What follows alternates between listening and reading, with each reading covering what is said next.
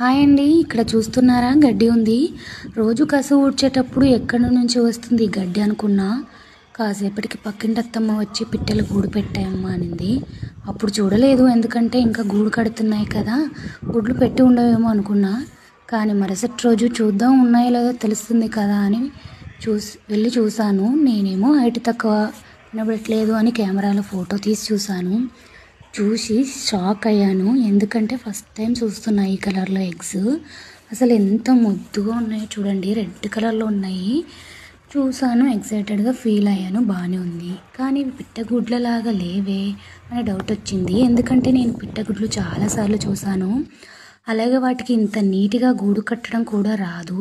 మరి ఇవి దేని గుడ్లు తెలుసుకోవడం ఎలా అని అనుకుంటూ ఉండగానే గూగుల్ తల్లి గుర్తొచ్చింది. వెంటనే ఇమేజ్ సెర్చ్ చేసి చూశాను. అప్పుడే తెలిసింది ఇవి రెడ్ వెంటెడ్ బుల్బుల్ ఎగ్స్ అంట. అండ్ ఇవి జూన్ టు సెప్టెంబర్ మధ్యలో మాత్రమే గుడ్లు పెడతాయంట.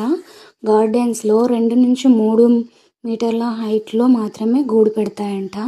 వీటిని కొన్ని సంస్కృతులలో ఎర్రటి వెంట్రుకల బుల్బుల్ను కృష్ణుడు వంటి దేవతలతో సంబంధం ఉన్న శుభవార్త మరియు ఆనందాన్ని సూచించేదిగా భావిస్తారంట.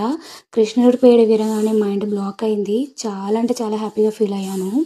చారిత్రాత్మకంగా వీటిని భారతదేశంలో పెంపుడు జంతువులుగా ఉంచారు. వీటిని మచ్చిక చేసుకోవడం చాలా సులభమంట. చెప్పుకుంటూ పోతే చాలా విషయాలు తెలుసుకున్నాను. మరి మీకు ఈ వీడియో చూస్తే ఏమనిపించిందో కామెంట్ చేయండి. నచ్చితే లైక్ చేయండి, కుదిరితే షేర్ చేయండి. మరొక వీడియోలో మళ్ళీ కలుద్దాం. బాయ్. ఎగ్స్ మాత్రం భలే ముద్దుగా ఉన్నాయి అబ్బా.